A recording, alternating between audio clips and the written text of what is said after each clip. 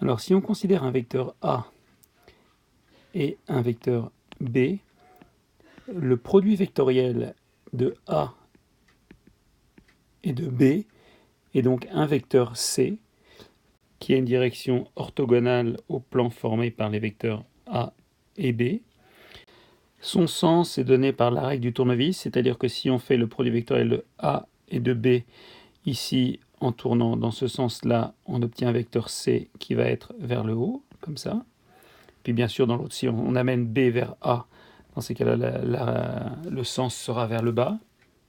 Et donc la norme de A vectoriel B, c'est égal à la norme de A fois la norme de B fois le sinus formé par les deux vecteurs, donc alpha, ici, ce sera ce alpha-là.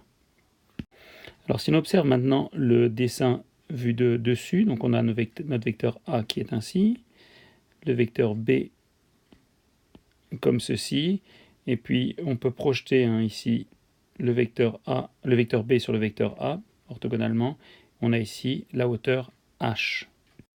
Le vecteur C, donc si on a comme ça, sera vers nous, et puis ici on a l'angle alpha.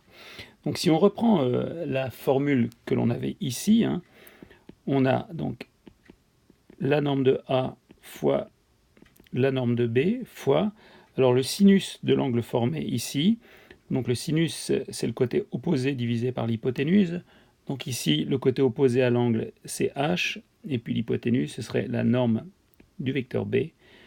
En simplifiant, on obtient donc la norme de A fois la hauteur h, et donc finalement le produit vectoriel, la norme du produit vectoriel correspond géométriquement à l'aire du parallélogramme qui est formé par les vecteurs A et B. Alors voyons quelques propriétés qui vont nous être utiles pour la suite du produit vectoriel. Notamment, donc, on sait que sinus de moins alpha est égal à moins sinus de alpha. Et donc, finalement, comme le produit vectoriel, dedans on a le sinus alpha, on s'aperçoit que le produit vectoriel est anticommutatif, ce qui veut dire que quand on a A vectoriel B, c'est égal à moins B vectoriel A. On a également une autre propriété. Si on fait le produit vectoriel de A avec lui-même, ça donne le vecteur nul.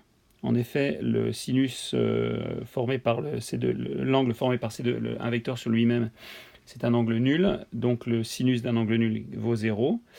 Et puis une dernière chose, donc quand on est dans une base orthonormée, donc dans la base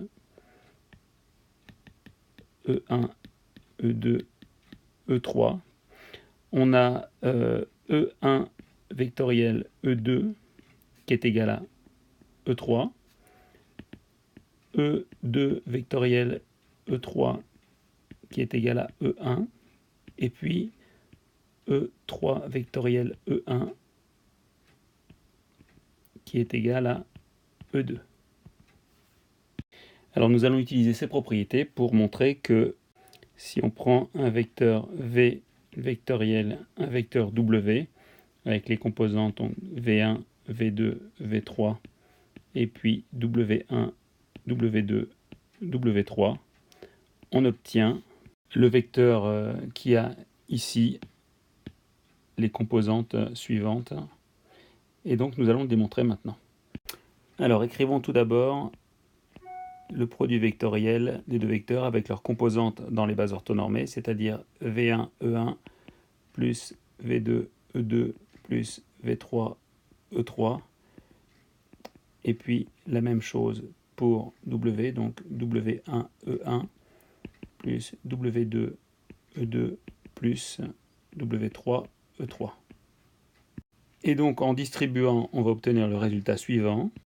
Et maintenant, si on réorganise un petit peu cette écriture, on obtient les choses suivantes. Donc le premier, ça va faire V1, W1, E1, vectoriel E1, et ainsi de suite.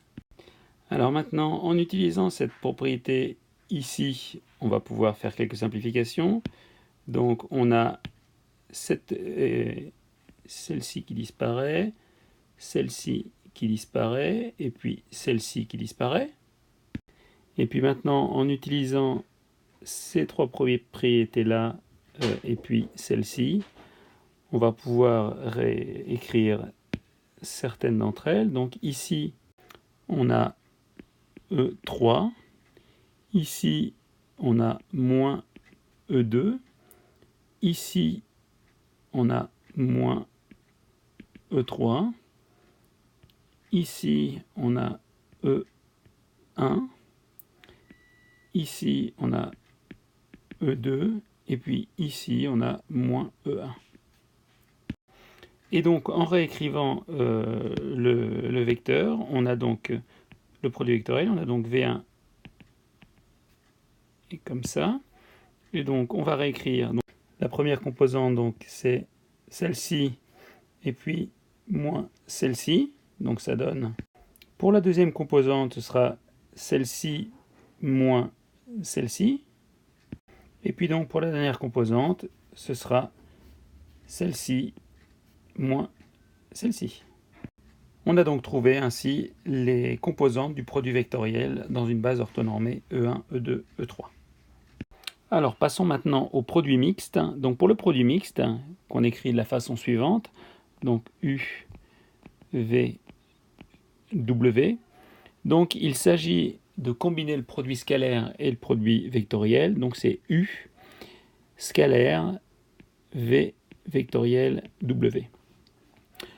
Nous savons que ceci est un vecteur, ceci est également un vecteur, donc le produit scalaire, je vous rappelle que quand on fait le produit scalaire de deux vecteurs, on obtient un nombre. U par ses composantes, donc les composantes de U c'est U1, U2, U3, et puis V par V vectoriel W par ses composantes qu'on vient de démontrer. On a donc l'écriture suivante. Et puis on connaît le calcul du produit scalaire dans une base orthonormée. Donc il s'agit de faire ça fois ça, plus ça fois ça, plus ça fois ça, ce qui donne l'écriture suivante.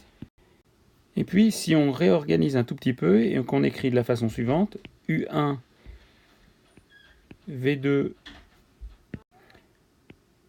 V3, W2, W3, et ainsi de suite.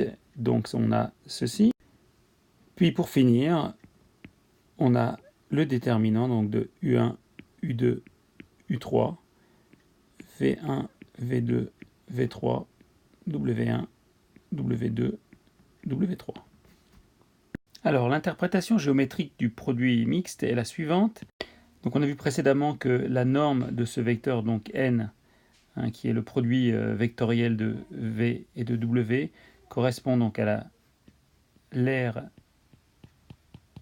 de ce parallélogramme. Et puis donc si on fait le produit scalaire de ce vecteur n avec le vecteur u ici, on obtient l'écriture suivante. Le cosinus de l'angle alpha, donc c'est, si je le réécris, c'est cosinus de alpha est égal donc au côté adjacent, c'est-à-dire finalement la hauteur divisée par l'hypoténuse, c'est-à-dire la norme du vecteur u. Et donc finalement, on n'a que n scalaire u, ou encore donc u v, le produit mixte w, qui est égal à n fois la hauteur. Donc on a ici ce produit mixte qui correspond au volume du parallélépipède.